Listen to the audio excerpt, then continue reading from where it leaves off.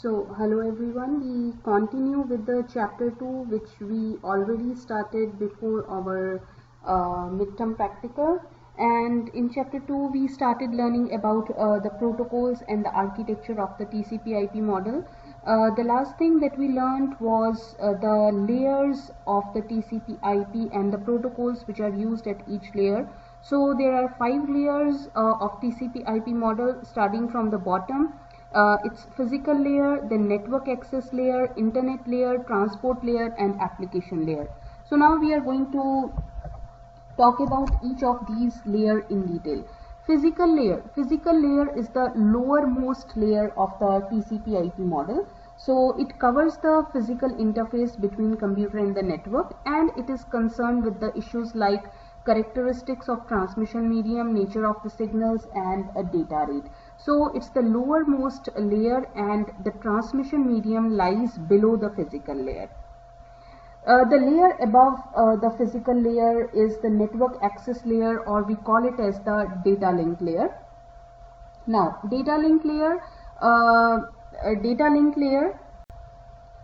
So the data link layer is concerned with the access to and routing data across a network for the end systems which are attached to the same network. And in the cases where the devices which are attached to the different network, we need the procedure that can allow the data to travel to the multiple interconnected networks. But this function belongs to the internet layer, and the protocol that is used is the IP protocol. So the IP protocol is used to provide the routing function across the multiple networks. This protocol is not only implemented in the end systems but is also implemented in the routers as well. Now, what is a router? Router is a processor, or it's a device that connects two networks, and the main function of the router is to transmit the data from one network to another on its route from source to the destination. So basically, router is a device that connects two networks, and the purpose of the router is to provide a path or to route the data from one network to the another network. So the next layer above the network access layer is the transport layer. Transport layer is also called as host to host layer. So transport layer, it is responsible for providing reliable end-to-end service or reliable end-to-end data transfer.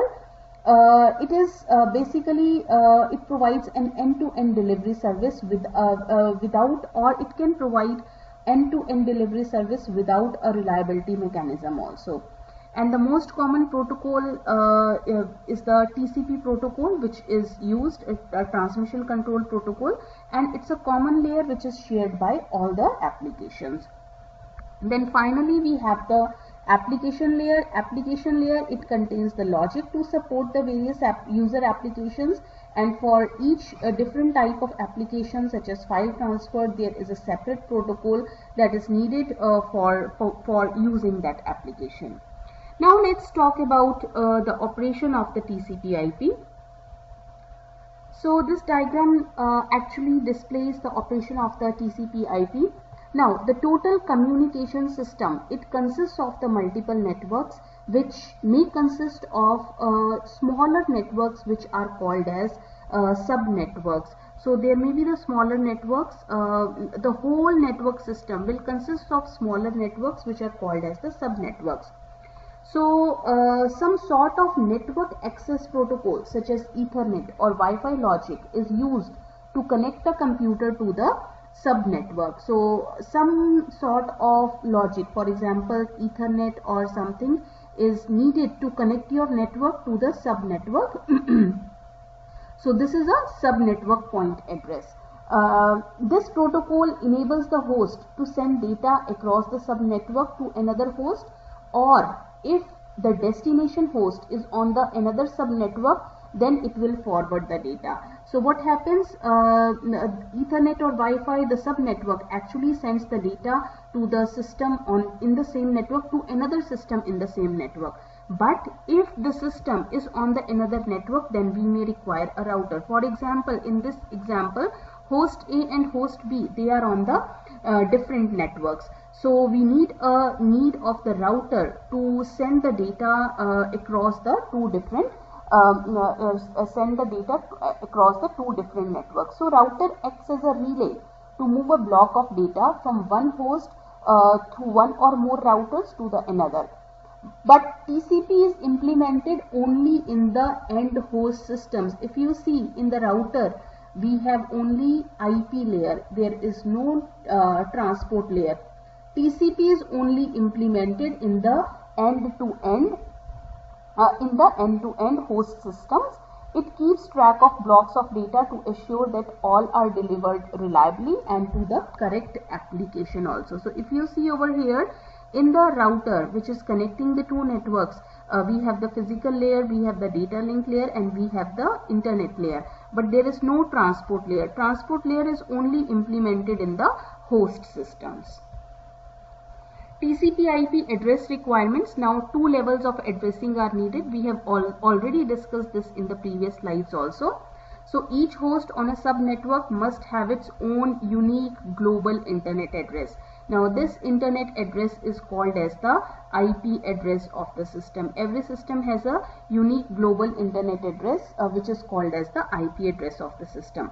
Each process is nothing but the applications such as you use Gmail, you use Messenger, or whatever the application you use with a host must have a unique address, and the address which is associated with the process or the application is called as a port. So it is unique within that host. So the two levels of addressing are: first address is needed by the system which is global, which is unique, and that is called as the IP address. And second address is needed for an application or a process in a host which must also be unique, and that address is called as the port address. Alright, now let's talk about over here the operations of TCP/IP. How does it works? Now let's understand this diagram. Now we have a sending process and a receiving process. So how the sending process uses all these layers, and how does the receiving process uses all these layers? Now let's assume that we have a source and a receiver. We have a sending host and a receiving host. Now let's assume that a sending process generates a block of data and then passes this to the TCP.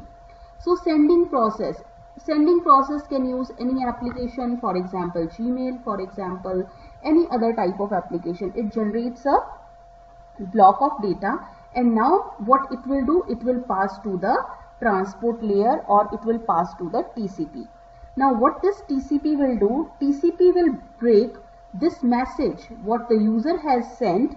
It will break this message into a block of smaller parts to make it more manageable pieces. So for example, if you have some large task to do, many times you break that large task into the smaller tasks. So this is what the TCP does. It may break the message into the smaller chunks to make it more manageable, and to each of these pieces TCP adds some control information which is called as the TCP header. So TCP header plus the block of data which it has broken down, it together forms a TCP segment. So TCP segment consists of the TCP header plus the data which it has received from the user process.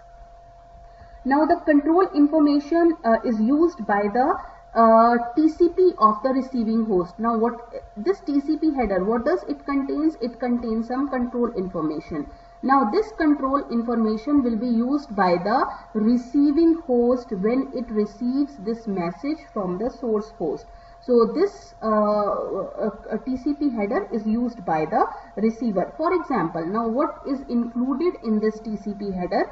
TCP header contains destination port. Destination port is the port number of the process to which the data must be delivered. For example, if it is a Gmail application, it has to be delivered to the Yahoo. So destination port will be of the Yahoo application. It also contains the sequence number, because as I said just now that when the data is received by the TCP, it may break this data into the smaller pieces. So when it breaks up into the smaller pieces, it numbers those pieces because those pieces may arrive at different time at the destination. So TCP numbers the segments that it sends to a particular destination so that if they arrive out of order, TCP at the receiving side can reorder them. So that's why the TCP segments, they have the sequence number. The last thing that the TCP header contains is the checksum.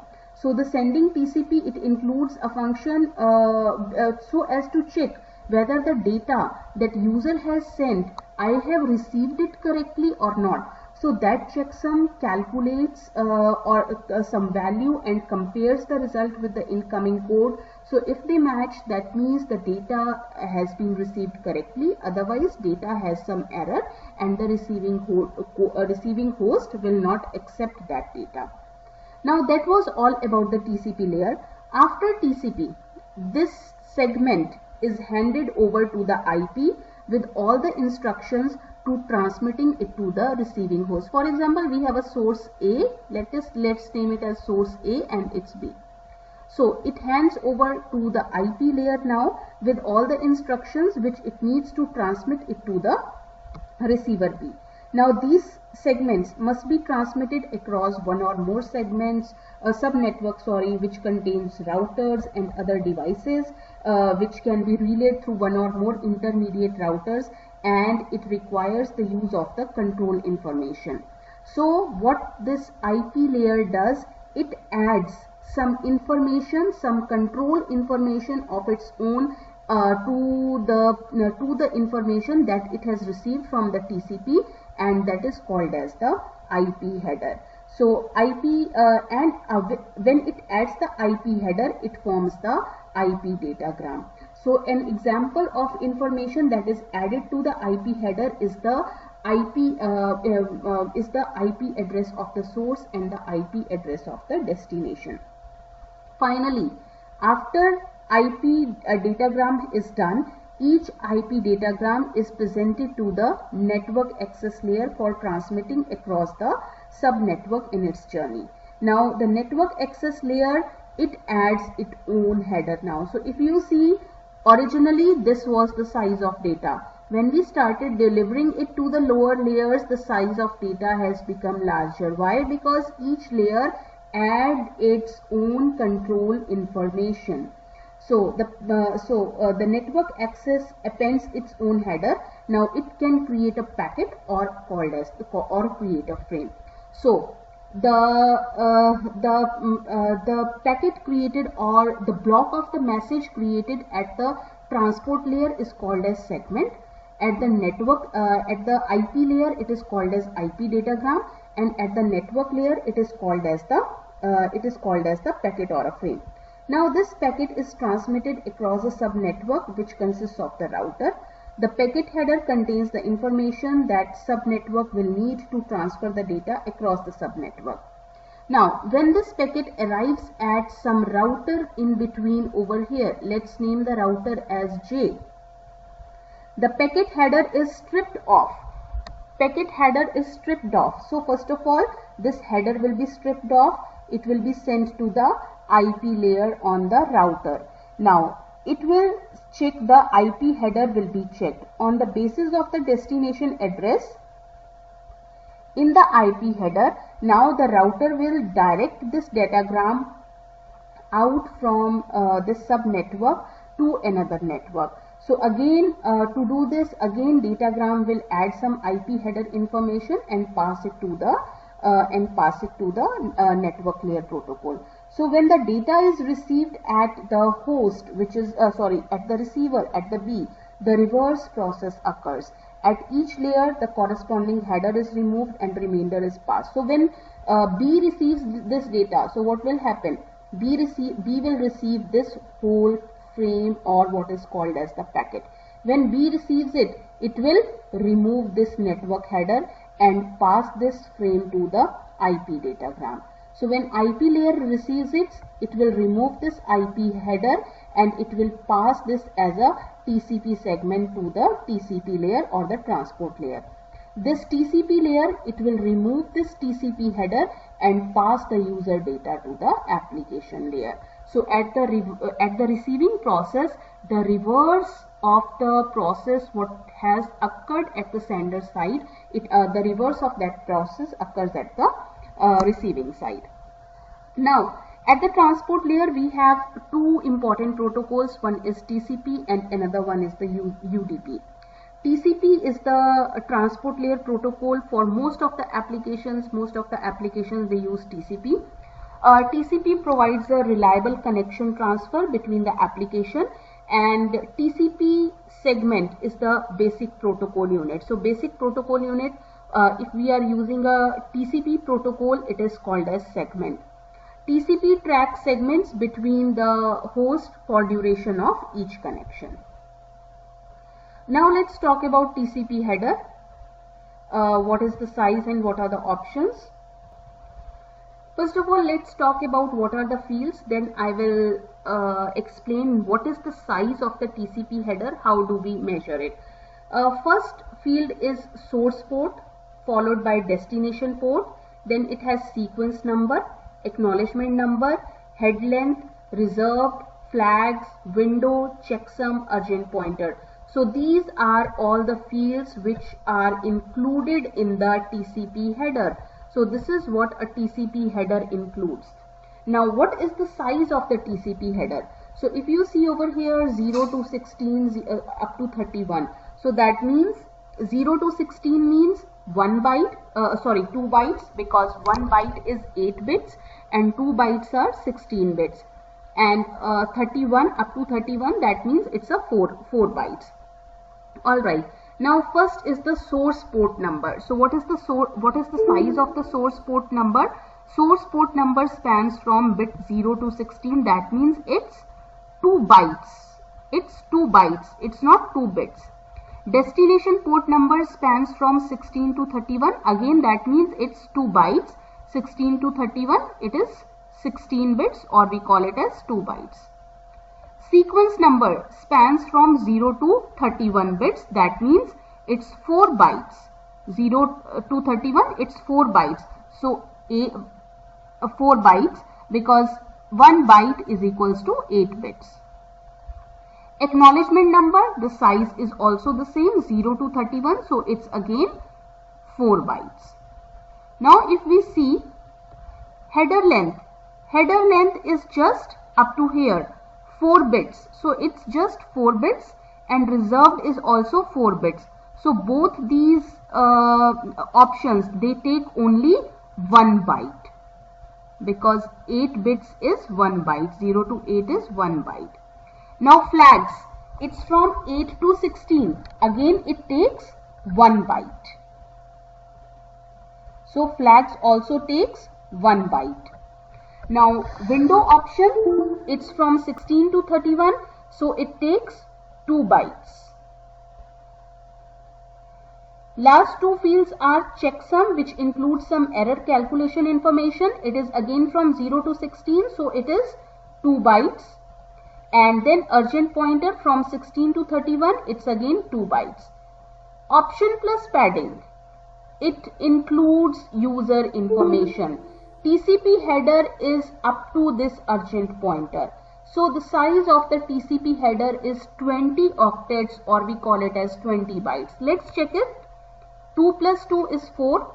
4 plus 4 is 8. 8 plus 4 is 12. 12 plus 1 13. 13 plus 1 14. 14 plus 2 16. 16 plus 2 18. 18 plus 2 20. So the size of the TCP header is 20 bytes, or we call it as 20 octets. So these are how the 20 bytes are divided between various fields or various options. Alright, now another protocol which is used at the transport layer is UDP protocol. UDP stands for User Datagram Protocol. It's another protocol which can be used. The difference between UDP and TCP protocol is TCP provides a reliable delivery of data. That means it guarantees that your data will be delivered to the receiver. Whereas User Datagram Protocol, it is unreliable protocol. That means it does not guarantee that your data will be delivered to the user or not. Another difference between TCP and UDP is TCP is a slow protocol, UDP is a fast protocol. So UDP does not guarantee delivery, preservation of sequence or protection against duplication. So UDP is a unreliable protocol, whereas TCP is a reliable protocol. Now UDP adds a port addressing capability to the IP, and it is used with the simple network management protocol. It's a kind of protocol. It is used with simple network management protocol. Now let's talk about UDP header also. Let's talk about UDP header also. The size of the UDP header is 8 bytes. Just now we learned that the size of the TCP header was 20 bytes, but the size of UDP header is only 8 bytes. If I go to the previous slide, you can check TCP header includes a lot of information, whereas UDP header just includes only 4 fields, less number of control information. The size of the TCP header is 20 octets or 20 bytes, whereas the size of UDP header is 8 octets, or we call it as 8 bytes. First of all, let's talk about what are the fields that are included in the UDP header. Very simplest header of the UDP as compared to TCP. It includes only 4 ports, 4 control information: source port, destination port, segment length, and checksum.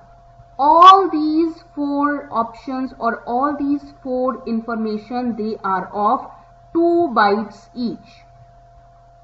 Source port is 2 bytes, destination port is 2 bytes, segment length is 2 bytes, checksum is 2 bytes. So 2 plus 2 plus 2 plus 2 makes 8 bytes. So UDP header is 8 octets long. This is one of the difference between TCP header and UDP header.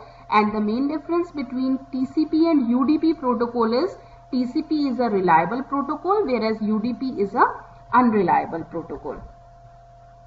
Alright, now let's talk about IP addressing. Everyone must be familiar with the IP address. IP address is the unique network address that is given to each device which is on the internet. For example, you use phone with you use internet, your phone has IP address.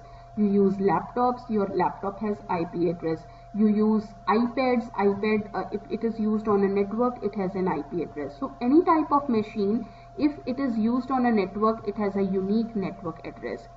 There are 2 types of IP addressing. One is IPv4 version 4 and another one is IPv6, IP version 6. So IPv6 is an advancement over IP version 4. Until now we have been using IPv4. The IP header format which we have shown before is belongs to the IPv4. Okay. So what are the advancements? What are the enhancements of IPv6? It provides enhancements over existing IP, which is IPv4. It is designed to accommodate higher speeds and even the graphic and the video data. Its driving force was due to need of more addresses, because if you see, the internet users are growing every day. So number of IP addresses that can be allocated to the devices, it's finishing. It is coming to an end. So that's why we need IPv6. So IPv6 includes 128-bit source and the destination address, whereas IPv4 included 32-bit source and the destination address fields. So this is the size of or the options in the IPv6 header. IPv6 header spans to 40 octets, and what are the information that is included in the IPv6 is version, DS, ECN, flow label, payload length, next header, hop limit, source address, and the destination address. So this is source IP address of the source system, and this is IP address of the destination system. Alright, now IPv6 and IPv4, if we contrast between them, There are less number of fields as in IPv6 as compared to the IPv4, and the most contrasting information about IPv6 and IPv4 is in IPv4 the IP address, source IP address is 32 bits and destination IP address is 32 bits. 32 bits means 4 bytes. So it's 4 bytes, it is 4 bytes. Whereas in IPv6, the source address is 128 bits and the destination IP address is 128 bits. 128 bits means it is 16 bytes. So you can see the address was 4 bytes here, it is 16 bytes here. So 4 times the address space has been increased. So this is the main difference between the IPv6 and IPv4 addresses. Moving ahead, let's talk about TCP/IP protocols. So this figure talks about TCP/IP protocols. Most of the applications, they require a reliable end-to-end protocol, so they make use of the TCP. Some special purpose applications do not need TCP, and some of these applications such as simple network management protocol use an alternative end-to-end protocol as a UDP protocol, user datagram protocol. Many others make use of the IP directly. Applications that do not involve internetworking and that do not need TCP have been developed to invoke the internet access layer directly. So from here you can see that some of the applications they need TCP, some applications need UDP, and some of the application may make use of the IP protocol directly. So these are the full forms. The full forms of all these protocols are mentioned over here.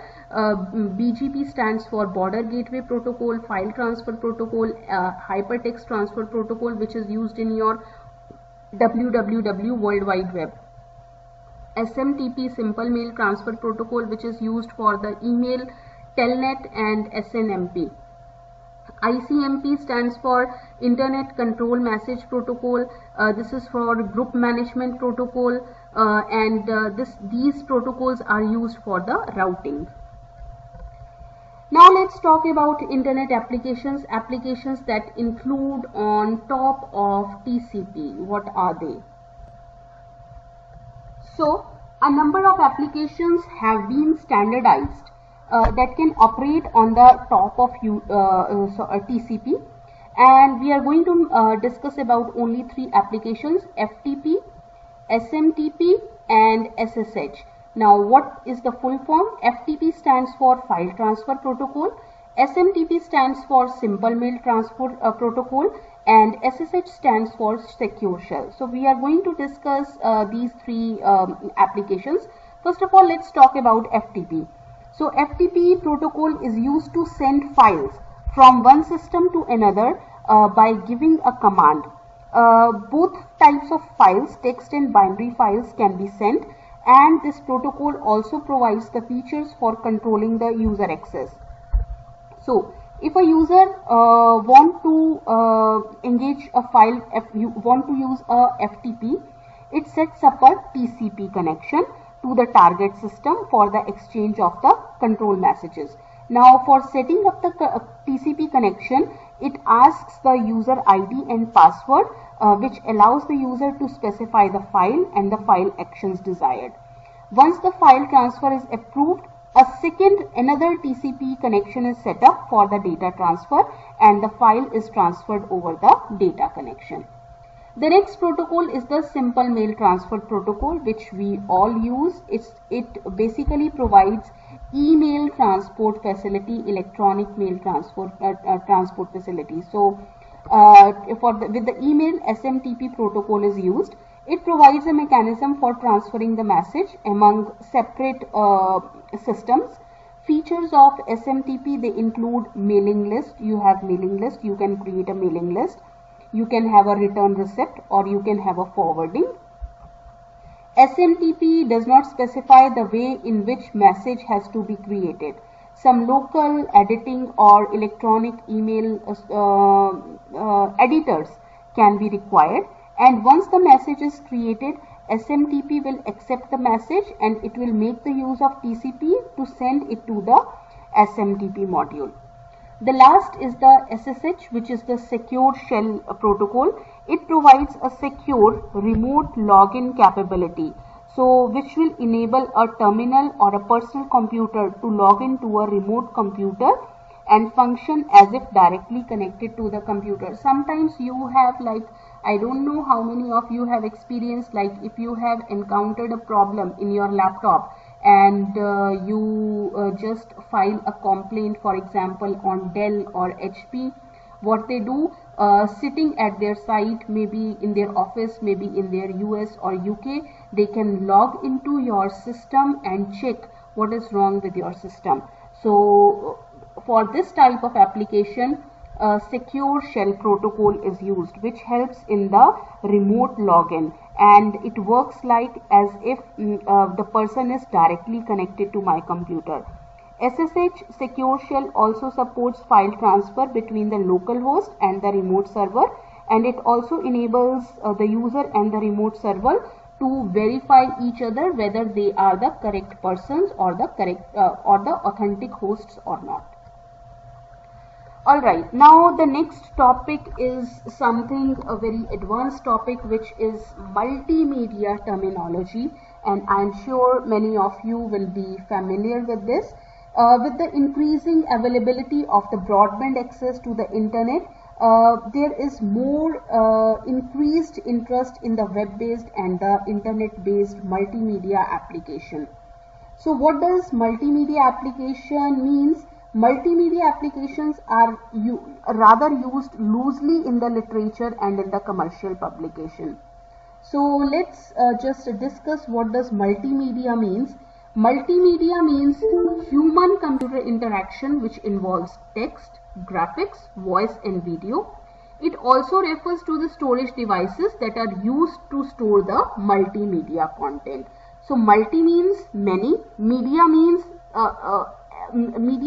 a way of transfer, a way of representing something.